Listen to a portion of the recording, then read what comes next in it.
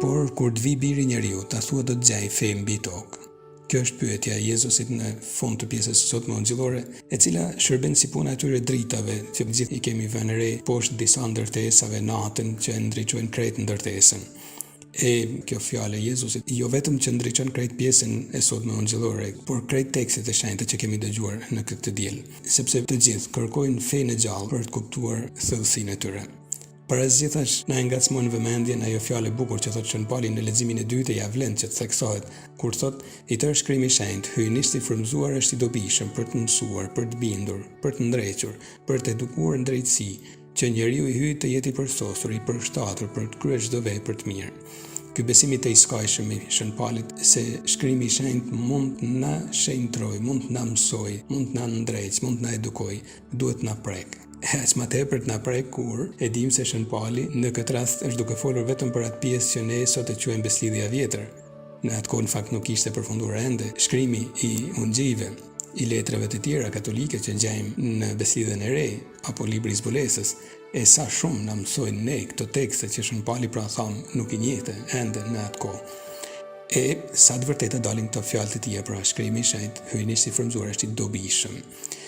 Kjo sepse ka një forcë të vetë në shkrimi i shenjtë, e forcën e vetë ka nga që është diktuar nga shpirti i shenjtë. E po ai shpirt shenjtë që ka frymzuar ato autor që të shkruajnë këto rreshta, frymzon edhe sot lexuesit, dëgjuesit që jo vetëm ti dëgjojnë fizikisht, por edhe ti përpunojnë, ti përbluajnë, ti përshtasin me jetën e tyre, e ta modelojnë jetën e tyre në bazë të shkrimit të shenjtë. Patjetër nuk duhet të jemi fanatik, sepse nuk mjafton vetëm shkrimi i shenjtë, duhet sakramentet, duhet jeta e kishës, duhen veprat e bamirësisë. Por nevojitet edhe shkrimi i shenjtë është një shtyllë e fuqishme, kur e përjetojmë pa fanatizëm që të na shenjtrojë. Pra kur e përjetojmë me fenë e gjallë që na bën të shohim Zotin e gjallë që ka vepruar në frymëzimin e shkrimit të shenjtë, e po vepron edhe sot në ne. Tani ti kthehemi pjesës ungjillore, e cila në fakt qëllimin e saj kryesor e tregon me rreshtin e parë, ku thotë Jezusi u tregoi nxënësve të vet shëmbëltyrën se si duhet të lutemi gjithmonë e kur të mos pushojmë. Lutja e pa ndërprer pra. E të gjithëve me të drejtë mund na vinë mend të themi si ka mundësi Jezusi kërkon që të lutemi pa ndërprer, pa pushuar asnjëherë gjithë ditën. Jo, patjetër që jo, sepse njeriu ka detyrë që të angazhohet edhe në gjëra të tjera të jetës përditshme.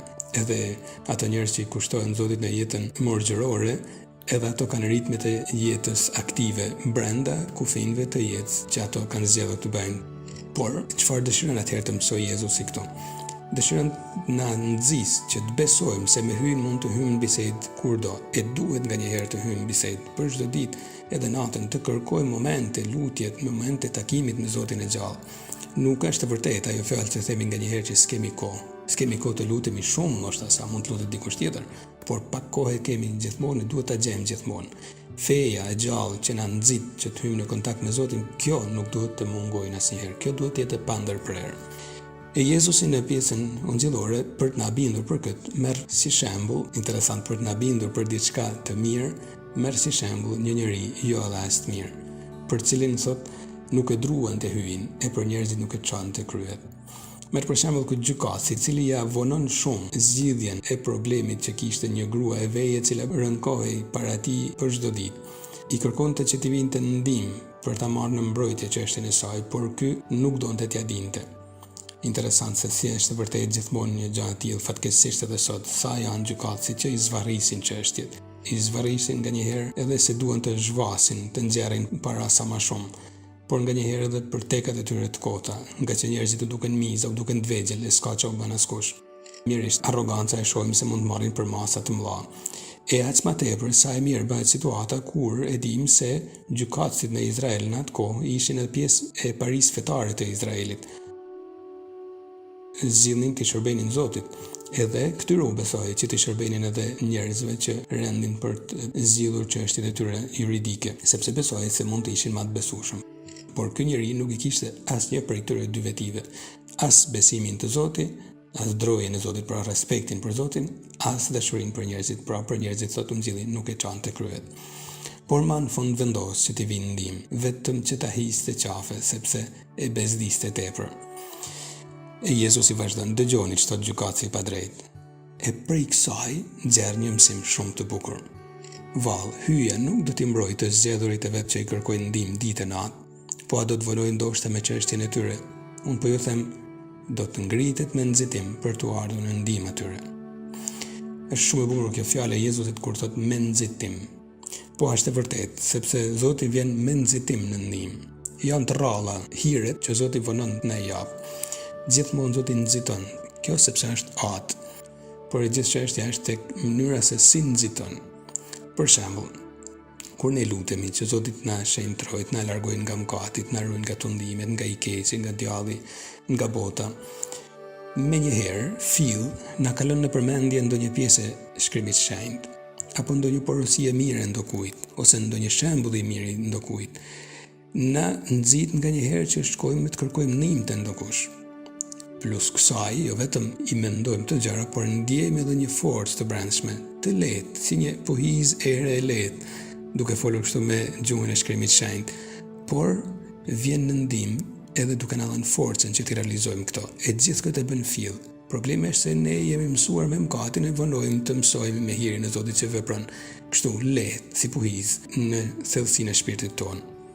Menjëherë Zoti përpiqet na mbrojë nga të këqijet, që thamë janë mëkati, djalli, bota, mishi e gjaku. Këto janë kundërshtarët tanë. Lutja e gjallë nxit që Zoti na vijë menjëherë në ndihmë. Në leximin e parë pamë se si Mojsiu me lutjen e tij ngjerte prej Zotit hiret që i vinin në ndihmë popullit të Izraelit që po luftonte poshtë kodrës mbi cilën po lutej Mojsiu. Nuk kemi kohë këtu të shpjegojmë se si ka mundësi që Zoti mbështet njërin palë që është në luftë me një palë tjetër. Vetëm të themi se nuk është se Zoti është kaq i jashtë historisë sa ne mendojmë.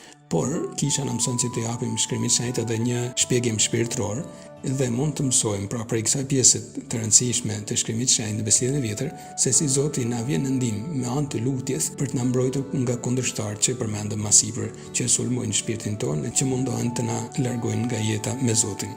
Urata është ajo që i nxjerr gjithë këto hire.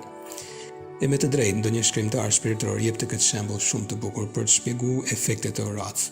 Thoshte, nëse një hajdut i afrohet shtëpisë, por aty brenda vëren se ka dritë dhe dëgjon se anëtarët e familjes po bisedojnë mes tyre, e kupton se shtëpia nuk është bosh dhe largohet. Ashtu edhe djalli nëse afrohet për të na tunduar, por vëren se kemi ndezur dritën e fesë, e dëgjon se ne kemi në shpirtin tonë shpirtin e lutjes, sa herë që na vijnë tundimet, djalli detyrohet të largohet plot me tmerr. Por pyetja është, a kemi ne dritën e fesë që na nxit të lutemi, e të lutemi me këmbgulje? Prandaj, ajo pyetja e Jezusit, kur të vi biri i njeriut, a thua do të gjej fe mbi tokë?